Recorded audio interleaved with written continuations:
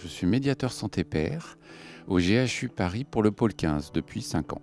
Je fais mon métier au sein du pôle 15 depuis 2019. Le pôle 15, il existe depuis plus longtemps que ça, au sein du GHU. Mais moi, j'y suis donc depuis 5 ans. Et de par mes interventions et de par le travail avec les équipes de soins, j'ai vu effectivement une évolution auprès des usagers.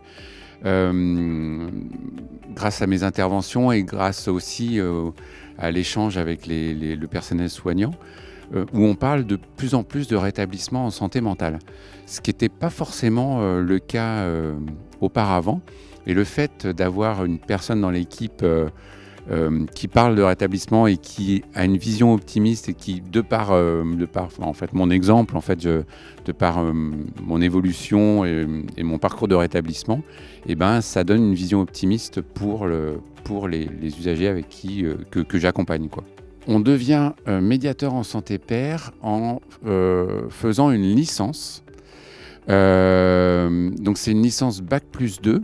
Moi, j'avais pas Bac+2, mais j'ai fait une valorisation des acquis professionnels. Et du coup, ça demande de suivre une licence, les cours de la licence médiateur santé pair, et en même temps d'être en poste.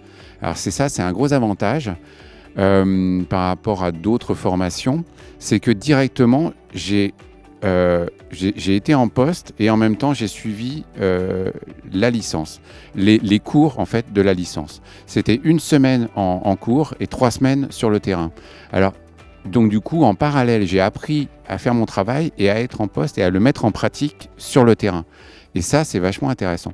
Mes différentes missions en tant que médiateur santé pair, ça va être la co-animation de programmes d'éducation thérapeutique du patient et de psychoéducation. Alors je vais expliquer. En fait, c'est pour accompagner les personnes qui ont des troubles psy pour gérer beaucoup plus leur pathologie et être acteur de ces soins.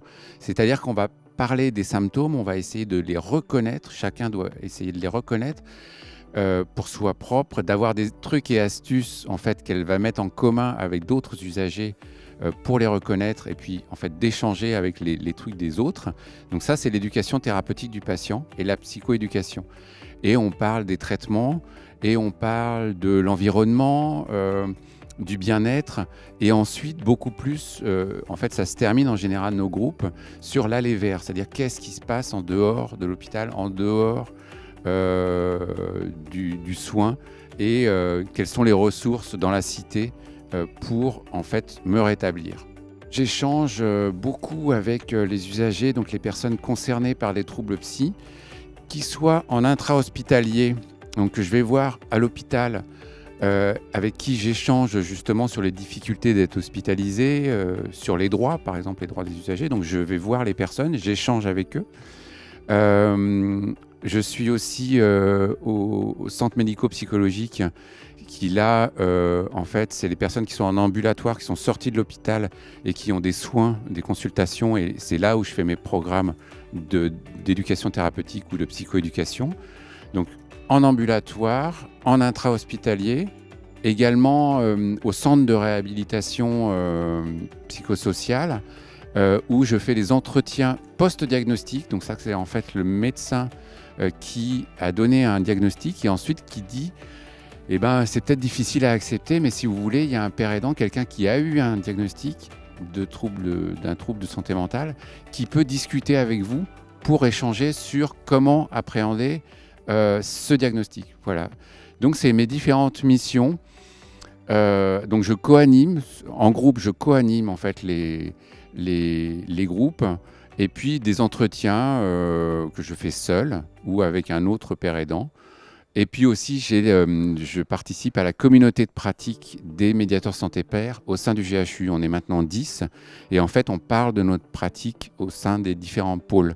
Et comme ça, on s'entraide dans notre évolution et dans notre parcours. Je voulais juste ajouter quelque chose par rapport à euh, lorsque le père aidant arrive dans une équipe, c'est pas toujours facile pour le père aidant et c'est pas toujours facile pour l'équipe. Et donc plusieurs choses, ça demande un certain temps. Donc là, c'est ce que je vous ai expliqué. Il y a une formation qui fait qu'on apprend notre métier et en même temps on le pratique. Ça demande un petit peu de temps. Et également, l'équipe doit être formée à l'accueil de ce nouveau professionnel des soins qui va participer aux soins en collaboration avec cette équipe. Et c'est pas si simple. Donc, ça demande vraiment la formation du père aidant, son accueil dans l'équipe, la formation des professionnels. C'est pour ça que c'est assez difficile. Et ensuite, si tout est bien respecté et en fait, si l'accueil se passe bien, l'insertion se passe bien et la montée en compétences des pères aidants se passe bien, en fait, c'est un apport extraordinaire pour l'usager dans son parcours de rétablissement.